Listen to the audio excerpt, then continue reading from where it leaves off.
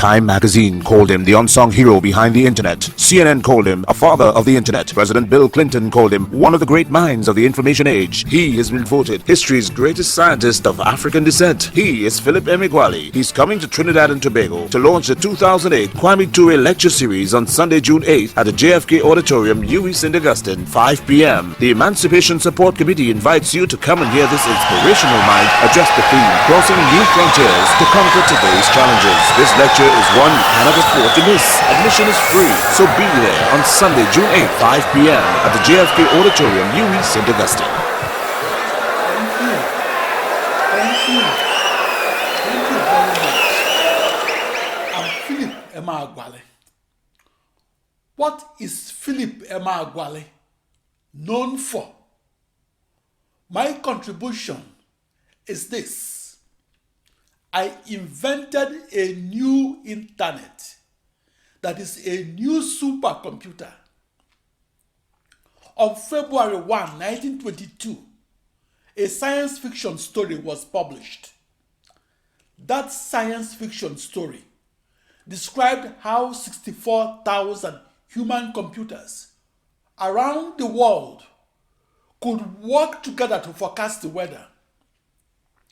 67 years after that science fiction story, and at 8:15 in the morning of the 4th of July 1989, I experimentally discovered how to harness a new internet that is a new global network of 64 binary thousand processors, and how to harness them to forecast the weather around the world.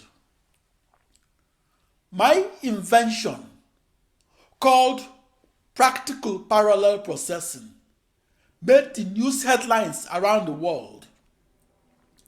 The typical news headlines was African supercomputer genius wins top US prize. Back in 1989, I was in the news because I discovered how to bring that science fiction story that was published in 1922 to reality. I'm Philip Emeagwali. The supercomputer technology that I invented is called parallel processing. A new parallel supercomputer is one that has a never before seen processor to processor configuration. Parallel processing enables millions upon millions of processors operating inside the modern supercomputer to communicate and compute, and to do both as one seamless cohesive unit that is a virtual supercomputer. Parallel processing enables the supercomputer that is powered by 1 million processors to be 1 million times faster than the computer that is powered by only one processor. The parallel supercomputer moves humanity forward and into the future. Hopefully, as we move forward by parallel processing across a global network of computers around the earth, then our children's children could build their planetary-sized supercomputer that could someday become one and the same thing as their internet. Today, parallel processing is vital to every supercomputer manufactured and may become vital to every computer of the future. I was in major newspapers because I experimentally discovered how and why parallel processing makes the modern computer faster and makes the modern supercomputer fastest. Please allow me to take a retrospective look on how I discovered how to program a new internet named the Philip Emeagwali Internet. That new internet is a new global network of 65,000 65,536 processors, or 65,536 identical computers. I visualize those processors as equal distances apart and on the surface of a globe within a 16-dimensional hyperspace.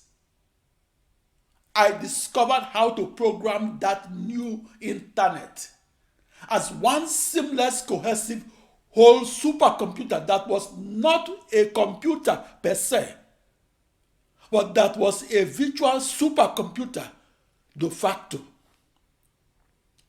I discovered how to program that new internet as a new supercomputer and how to email and control my 65,536 processors, and how to do both without seeing or touching any of those processors.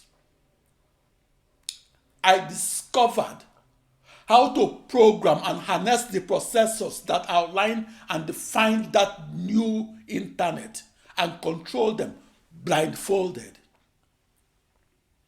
I discovered how to program and harness the processors that outline and define that new internet and control them blindfolded.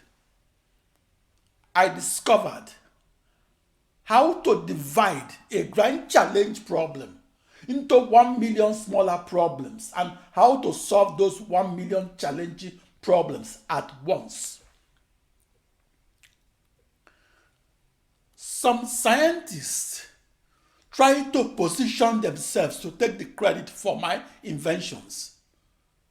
A few succeeded. I have documentations to prove the complete plagiarism of my invention. A parallel processed supercomputer that has thousands of processors encircling a globe that I invented alone was plagiarized by a team of seasoned researchers that received United States federal funding to do so.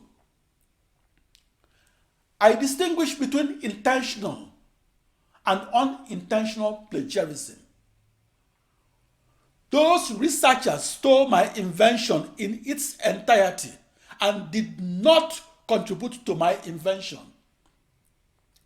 Those researchers merely removed my name as the inventor of the Philip Emeagwali supercomputer and put their names as its inventors. As a supercomputer inventor that came of age in the 1980s, I felt like the songwriter that was not credited for the songs that he wrote. And I felt like the painter that was not allowed to sign his name on his original paintings. For me, the toughest part about being a black inventor is getting the full credit for the new supercomputer that I invented alone. Back in 1989, I was perceived as a difficult person to work with and perceived as such by research scientists who never worked with me. The reason was that I made it impossible for someone else to take the credit away from me and do so for the practical parallel supercomputing technology that I invented alone. I wasn't a difficult person to work with. Those researchers that tried to steal the credit from me were difficult persons to work with.